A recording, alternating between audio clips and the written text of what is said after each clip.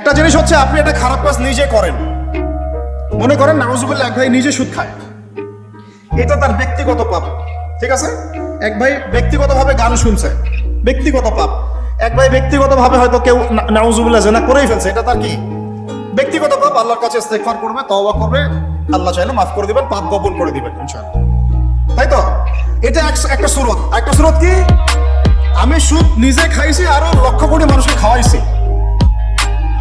আমি জেনা নাউজুবিল্লাহ সে নিজে করছে, অন্য আরো লাখ লাখ মানুষ যুবক যুবতীকে জেনাতে উৎসাহিত করতেছে।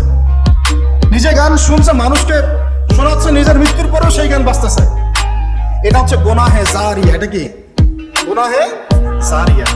তাহলে একটা গুনাহ নিয়ে আদম আলাইহিস সালাম যদি এত বছর কান্নাকাটি করেন, ইব্রাহিম আলাইহিস সালাম কিয়ামতের মাঠে যদি বলেন আমি পারবো না সুপারিশ করতে, নূহ আলাইহিস সালাম যদি বলেন আমি পারবো না সুপারিশ করতে, ঈসা ইবনে মারইয়াম, মুসা আলাইহিস সালাম তারা পর্যন্ত বলবেন আমি আজকে আল্লাহ পাকের সাথে কথা বলার সাহস রাখি না, আর এই যারা গুনাহে জারিয়া চালু করে দিল এদের কি অবস্থা?